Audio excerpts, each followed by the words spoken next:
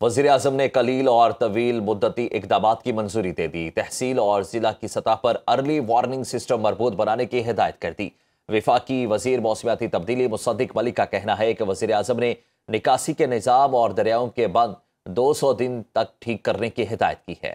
Chairman NDMA نے خبردار کر دیا، کہا تمام پہلوؤں کو مد نظر رکھتے ہوئے آئندہ مانسون کے لیے تیاری کر رہے ہیں۔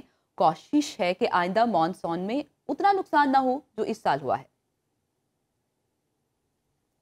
وزیر اعظم نے حکم دیا ہے کہ ایک ٹیمپرری سکول سسٹم تباہی جہاں پہ بھی ہو، مکمل پلان ہو کہ یہ بچے کس طرح کس سکول میں جائیں گے، وہ پلان مرتب کر کے ان کے واپس ان کے حوالے اگلے 2 مہینے کے اندر کیا جائے۔ پورا طریقہ کار طے کیا جائے جس میں موبائل ہیلتھ کیئر سسٹمز ہوں 200-250 دن کے اندر۔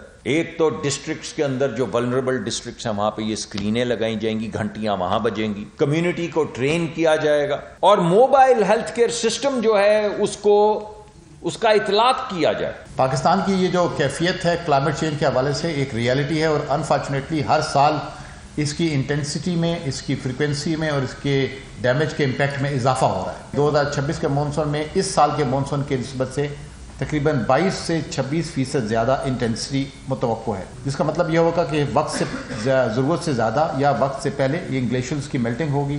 ہم نے 300 دنوں کا ایک پلان بنا کر منسٹر آف کلائمیٹ چینج اور باقی منسٹری کے ساتھ مل کے اپنی صوبوں کے ساتھ بھی شیئر کریں گے کہ ہمارے خیال میں یہ وہ اقدامات ہیں جس کی وجہ سے آنے والے دنوں میں یا آنے والے مونسون میں ہمارے نقصانات کو کم کیا جا سکتا ہے۔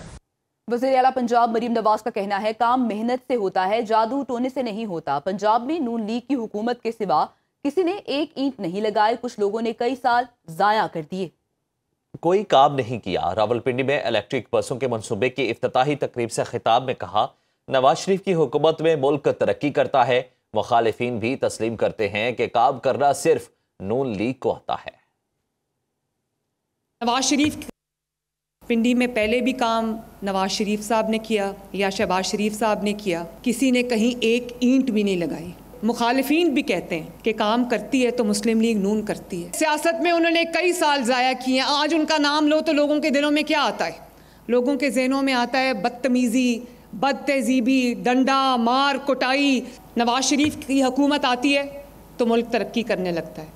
نواز شریف کی حکومت، مسلم لیگ نون کی حکومت جاتی ہے تو ملک پیچھے کی طرف جانے لگتا ہے۔ مخالفین ڈیفالٹ کرنے کے انتظار میں بیٹھے تھے، ان کو بہت مایوسی ہوئی جب نہ صرف یہ کہ پاکستان ڈیفالٹ سے اللہ تعالیٰ نے بچا لیا پاکستان کو، بلکہ آج پاکستان بالکل ٹیک آف پوزیشن پہ آ چکا ہے۔ سرکاری اسپتالوں میں مفت دوائی بند کر دی گئی تھی، اب آپ دیکھیں 100% دوائی فری ہے۔ اگر آپ سے کوئی پیسے مانگے تو آپ نے نہیں دینے، اگر آپ کو کوئی یہ کہے کہ دوائی باہر سے لے کے آؤ تو آپ نے نہیں وہ بات ماننی۔ ساری دوائیاں اسپتال میں موجود ہیں۔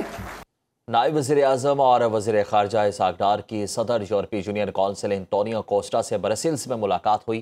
ترجمان دفتر خارجہ کے مطابق ملاقات میں پاکستان اور یورپ تعلقات میں مثبت رجحان پر اطمینان کا اظہار کیا گیا۔ باہمی مفاد کی شراکت داری کو مزید مضبوط بنانے پر بھی اتفاق کیا گیا۔ اسحاق ڈار نے پاکستان کے لیے EU کی 2 طرفہ اور کثیر جہتی حمایت کو سراہا۔ GSP+ اور تجارتی و معاشی تعاون کے فروغ پر تبادلہ خیال کیا گیا۔ علاقائی اور عالمی سلامتی کی صورتحال پر بھی گفتگو کی گئی۔ فریقین نے ملٹی لیٹرلزم کے لیے پختہ عزم کا اعادہ کیا۔ مشترکہ ترجیحات کے فروغ کے لیے مل کر کام جاری رکھنے پر اتفاق کیا گیا۔